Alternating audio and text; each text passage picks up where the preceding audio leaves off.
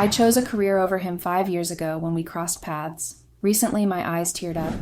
I honestly don't think I could even begin to describe how it felt to see him again after all this time.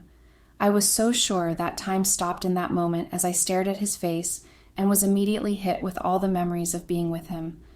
The first thing I noticed was his beard. He'd barely ever had stubble when we were together. The next was how happy he looked, how healthy. He was also a bit bigger, slightly taller with a little more muscle than before. Another thing that hit me, that I was immediately forced to remember, was how it had ended. How stupid I'd been to ruin everything when I'd had it so good. To toss him aside like he wasn't the best thing that had ever happened to me. All because I'd been selfish and greedy, and I hadn't realized what was best for me. I don't really know why I'm writing this. I guess there's nothing left to do but talk about it. Get it off my chest. Maybe if I say it out loud, even just once, it'll stop weighing on me the way it has been. Or maybe not. But either way, here we are. It's been 5 years since I saw him. 5 whole years. And I wish I could say I've moved on. That I stopped thinking about him. But that would be a lie. And the truth is, the only thing that's changed is the ache in my chest isn't sharp anymore. It's just dull and familiar now. The worst part is that I know I have no one to blame but myself. Back then, things weren't perfect. But they were good. He was good. We were good together. He cared about me and always made sure to check on me, made sure that I was all right.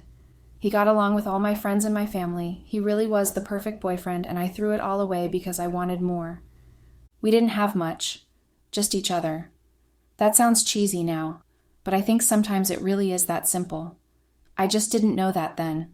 I wanted more, and not just from him, from everything, from life. I wanted to be the kind of woman who walked into restaurants and didn't have to check the price of a drink before ordering. I wanted to not worry about rent or car notes or whether the next emergency would wipe us out. I wanted to wear nice things and be taken seriously. He never made me feel like I wasn't enough, but I made him feel like he wasn't, and I think I will regret that for the rest of my life. His name was Daniel, male, 32. We met in the most boring way possible, at the library coffee shop my friend Gracie worked in. I spent time with her when I had time off of work or just had any free time in general. I lived in a city far away from my parents or any of my old friends except for Gracie, so spending that time with her was the only socializing I did. It gave me a chance to get away from how stressful work was and to not be cooped up in my apartment all the time. She worked the night shift, so there was never much to do, and it was always quiet. Excitement at work consisted of tracing a missing book or restocking shelves. That was it. I waited off to the side, on a couch by the register, usually going over some work or adding the finishing touches to a report. Gracie constantly hounded me about bringing my work with me to the library, but I just couldn't help it sometimes. At that point in my life, work had consumed everything about me. It's almost funny to think back to it now after everything that happened. I noticed him by chance. Luck, I think. I saw a lot of faces in the library. I watched Gracie check out book after book and scan the library cards over a dozen people in a day. At some point, the faces start blurring together. But not him. I noticed when he walked in. The first thing that caught my eye was his looks. He was beautiful, in a way that genuinely took me by surprise. The next thing that caught my eye was the book he was holding. God, I don't even remember what it was now, but I do remember that it was one I'd read and loved. That immediately made him more interesting to me. I watched him walk up the register to return it, and then I continued to watch him as he came back every other day, always to return an old book and borrow a new one. He was always patient, always polite. He asked for my number the day the printer jammed. I needed to print something for work. I have no idea what he was doing over by the printers, but he caught me in the process of hitting the machine, hoping that would get it to work. I was flustered and embarrassed, but he thought it was cute, said I had a real laugh. I remember that part. It was slow at first. We were broke and busy, and our dates mostly involved whatever we could scrape together after bills. Picnics at the park, movie nights on the couch with $2 wine. It really wasn't much, but it felt good. He made everything feel easier. I was able to put aside how much we were struggling because I loved him so much. But there were issues, ones we shouldn't have ignored for so long. Daniel didn't like my job. He thought that it drained the life out of me and that I needed to find something else. That always led to a fight because I would have to explain to him that quitting would be horrible for us. He had this idyllic way of seeing the word, always hopeful, forever optimistic. He was one of those people who genuinely thought that happiness was all that mattered. His hatred for my work was our main issue. The work was a lot, and I was dead on my feet most days I came home, but I loved my job.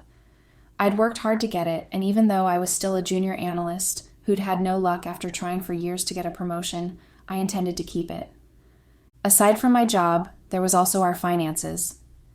I moved into his apartment just a few months into us dating. Of course, I wouldn't know that I'd made a mistake until weeks after the last of my things were in the apartment. The lack of space, the lack of groceries, the lack of everything made us pretty irritable and a little hostile to each other. Which wasn't surprising. It was hard to keep romanticizing everything with all the shit that we were dealing with. That all led to one night when I'd come back from work to the fridge empty after I made sure to tell him to get some groceries in the morning. It really wasn't that serious. It wasn't serious at all in hindsight, but back then, I'd already had a frustrating day at work, and the last week before that hadn't been great either. It was like something in me just kind of snapped that night. I yelled at him. He offered to rush to the store and buy them, that he completely forgot about it and that he's sorry. It should have been enough. His apology. It should have been enough to calm me down. It usually was, but not that night. I was just so frustrated by constantly being overlooked at work, still feeling a little alone in the city, and Daniel's constant "things will be fine" when they clearly weren't fine. And besides, it was easy for him to constantly be optimistic when I was sacrificing the bulk of my salary for us. The anger just kind of took over, and I said some things I shouldn't before telling him that I was going back to the office and that he shouldn't wait up. The company I worked for had the option of employees staying the night or as late as possible if they wanted to get some extra work done, and I decided to take advantage that night. The office was nearly empty when I got there, just 2 other people besides me. I kept to myself in my cubicle space since I wasn't friends with them, and then I channeled my frustration into work, into figures and numbers, things that I felt weren't unreliable or irritating. Me going to work really was just an attempt to punish Daniel. I knew that he would probably be back in the apartment upset with himself because his mistake had caused me to leave. I was just supposed to be gone an hour or 2, but then I got too immersed in what I was doing, and suddenly it had been 4, and I was the only one left. I was rushing to pack up my stuff when I heard a door open. At first I was terrified since I should have been the only one around, but then I heard footsteps and I saw who it was. It was Elliot. He was my boss. Well, one of them. Technically, he was a senior director, and I wasn't even close to that level, but we worked on the same floor and had a lot of overlapping projects. He was confident, smart, always dressed like he had somewhere better to be. If I'm being honest, he was someone that I kind of admired. He had the position I wanted someday, and from what I'd seen, he was a hard worker, like me. I saw everything that I could be and everything that I could achieve in him. Eventually, he noticed me standing there. I remember him smiling at me and then waving me over. I rushed to pack up the rest of my things and walk up to him. He asked for my name. I told him. And then he said that this was the first time someone had stayed as late as him. He was usually the last one out. He was warm and friendly in a way I didn't expect him to be. I think I kind of expected everyone in the higher-up positions to be ruthless and cutthroat, but Elliot was nice and sweet. He offered to walk with me downstairs into my car. Given how late it was, I agreed. I remember him giving me a patch on the shoulder when I got to my car, and him promising that he'll see me around. I didn't think anything of it. I thought it was a nice gesture, but in reality, it was the start of something that ruined my relationship. After that night, it was almost as if Elliot started to seek me out. I mean, now I know for sure that he was. That he'd seen someone naive and overeager and just couldn't wait to sink his teeth in. But back then, I thought he was just being nice. He would stop my cubicle to check on me and speak to me. We talked and joked around whenever we saw each other, and it became something of a routine. Whenever I stayed behind, that he would walk me to my car. Then the gifts started. It was nothing serious at first. Sometimes he would bring me a coffee or a donut. One time he brought me a sandwich from a bakery I told him that I liked, but couldn't really go to because it was on the other side of town.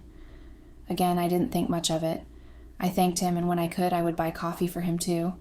People started to notice. I mean, there was always a steaming cup of coffee and a wrapped pastry on my desk before I got to work. It was hard for them not to. But then they started to whisper, the obvious things, that he liked me, that I was hanging around him to get ahead, things like that. They were easy to brush off because I genuinely did think we were just good friends. It just so happened that one was a man and was in a position higher than the other. Then things escalated. I got to work one morning and there was a fancy gift bag on my desk. I thought maybe Elliot had overdone it and gone to some really high-end bakery, but it was even worse than that. I opened it up and it turned out to be a designer watch.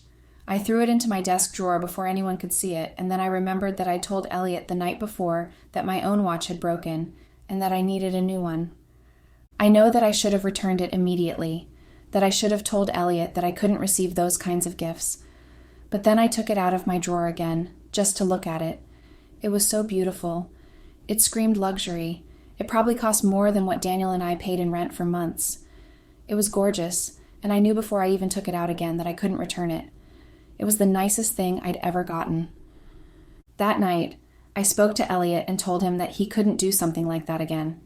He tried to tell me that it didn't mean anything, and that it was just a gift, but I was firm about it. He promised he wouldn't, but just a few days later, there was something else. Under my desk this time. That one turned out to be an expensive dress. Again, I knew the second I saw it that I was going to keep it. When would I ever get the chance to own something like that again? That was my excuse for keeping it and not telling Daniel a word. As time passed, Elliot and I got closer. He was bringing me food and expensive gifts, and we were spending almost every night talking and getting to know each other. Eventually, some feelings developed. I don't even know if I can really call them that. That makes it sound more serious than I think it was. I wasn't in love with him or anything. I think maybe I was just in love with the life he was giving me. Somewhere along the line, our relationship stepped out of the office. He invited me to dinner, said that I should wear one of the dresses he'd gifted me. I agreed to go with him. It wasn't wrong to go to dinner with your boss, that's what I told myself. But I knew it wasn't just dinner, and became even clearer that it wasn't just dinner when he kissed me afterward. It was a light kiss, one that I returned before I could even think. That was all he did, and then he drove me back to my apartment. I'd lied to Daniel about going somewhere with Gracie, so he didn't suspect anything, but I barely focused on him at that point. I spent the night wondering and fantasizing. Elliot liked me. He showered me with gifts and praises every day. I spent my days looking forward to gifts on my desk and talking to him at night. Part of me started to wonder what I was even still doing with Daniel when there was someone like Elliot there to take care of me. Then the outings became more frequent. Dinners with his rich friends, day trips to expensive places, high-end clubs, and I knew it was dangerous from the beginning. But I didn't stop it. Things only got sexual after a few months in. It felt like a natural progression. I know I sound incredibly naive, but I genuinely did believe that he liked me. It felt like we were dating if you looked past the fact that I was in a relationship and he hadn't fully divorced his wife yet. Elliot made me feel important and special, so much so that I didn't care that I was cheating on Daniel. It felt like he wasn't on my level anymore. Elliot had elevated me. I came home late constantly. Sometimes I wouldn't even come home at all. And Daniel started to notice. He also started to notice my new jewelry, my watch, and all the things that Elliot had given me. At first he said nothing. He played it cool and waited for me to come to him. But obviously I couldn't do that. So weeks passed with both of just circling the elephant in the room, ignoring the issues growing between us. Eventually, he did confront me. It was one night when I came back from dinner at Elliot's penthouse. I assumed Daniel would be asleep, but he wasn't, and the second I put my keys on the coffee table, he burst out of our room and asked me where I was coming from. My mind went blank. I had no idea what to say, where to even start from in making up a story. He took my silence for guilt, which it kind of was, and then he immediately started accusing me of all sort of stuff.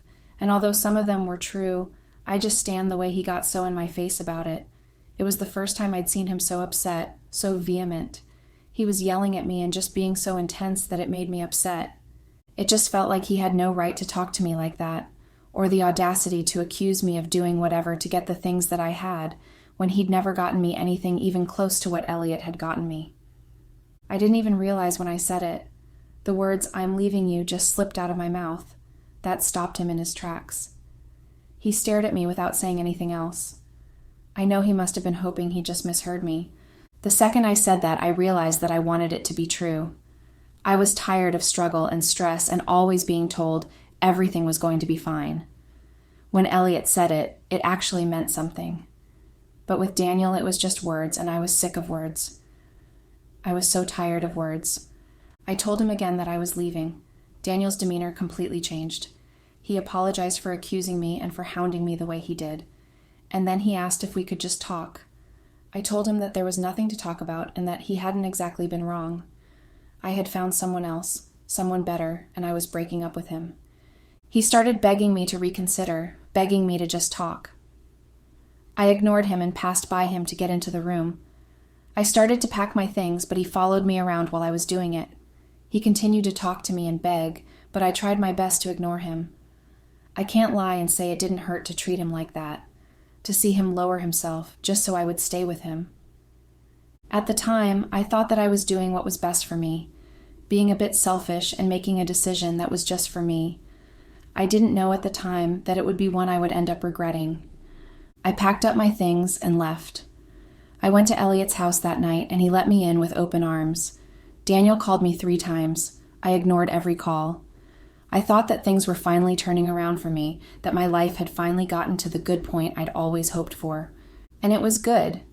It was so good for a while. I had everything I'd ever wanted. Elliot showered me with any and everything I'd ever wanted. Those months that we were together were amazing. We went out almost every night. We went on trips out of the country. Everything. Elliot even got me the promotion I'd always wanted. He spoke to some of the higher-ups, and then I started being considered for the position. I had been a ghost at that company before Elliot, and suddenly it was like everyone knew me. Everyone started to acknowledge the work that I was putting in. I was finally respected. But I don't want to make it seem like there were no signs. There were. Sometimes Elliot would get these moods and he would barely talk to me. Sometimes he would disappear from the house for days, and he would act like nothing had happened when he got back. And I was warned. I didn't pay any attention to it at the time. I thought that she was just jealous and trying to ruin things for me. One of my coworkers warned me about Elliot. She told me not to get too comfortable and that Elliot would soon discard me like he did with the girls that had come before. I brushed her off, but just a few weeks after that, I would find out that she was right. I came home one night and Elliot was already waiting for me. He told me that it had been fun, but he just didn't think things could work out between us anymore. That I could stay for the week, but after that, I had to find somewhere else. He also told me that he'd had a meeting with the board and that they weren't sure that I was the right fit for the promotion anymore. I couldn't believe what I was hearing. I had already gone through the first round of interviews, and I didn't have anywhere else to go. I told him that he couldn't be serious, but he just repeated everything with a straight face. I felt backed into a corner, and I remember getting angry. I'd always had a pretty bad temper. I threatened him. I told him that if he abandoned me now, I would go to the board and tell them everything about our relationship. What we were to each other at the office had been all speculation for months, but I threatened him with confirming all of it. Elliot didn't take kindly to it. He kicked me out of his house with all my things left inside. I had to go to Gracie's that night. I hoped that he was maybe just having one of his moods, but I knew that I'd made a mistake when I didn't hear from him for days. And then I got an email saying that I'd been let go and that I needed to come in and clear out my desk. I knew that it had been Elliot. I just couldn't prove it, and there was nothing I could do. He was tired of me, and now he was getting rid of me. I tried to go back to his place to get him to fix what he'd done, but he didn't respond. I'd lost everything in a matter of days. That was how it ended. I had to find a new place and a new job, and I never heard from Daniel again. Of course, I tried to look him up a couple times, but I'd been blocked on everything. There was no way for me to contact or see him again. That was up until a day ago when I saw him at the library again, for the first time in 5 years. It had been so long, and I'd been so awful to him, and still when he saw me, he smiled. Tears stung my eyes, and for a second, I considered pretending like I didn't see him because I was so embarrassed. My life had been a mess since I decided to leave him. I'd had just a few good months with Elliot, and then it was just chaos. I had to move back home for a few years because I couldn't afford the apartment I moved into after Elliot. It was there I saved up the money to move back to the city again. I hadn't even been to the library in the months since I'd moved back, and the one day I did come was when I saw him. He came up to me before I could run away, and he was so nice that I felt like crying. He asked me how I was and how life had been. I had to lie through my teeth so he wouldn't know that life had been horrible for me for years.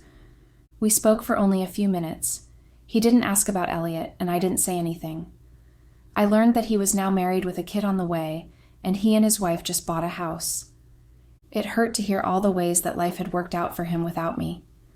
Almost like I was the one holding him back from it all. I was jealous and upset, but I knew that I'd brought it all on myself. I was the one who let luxury blind me from something real, something good. We parted ways with the promise to catch up, knowing that we never would. I waited until I got back to my apartment to cry and try to stalk him online again. I saw his wife in their house. I saw everything that I could have had if I wasn't so greedy and ungrateful. Now I'm back in a city I can barely afford, and I'm struggling again. The only difference now was that I was alone, and I'd lost the only man who had ever truly loved me, all for a few gifts and attention.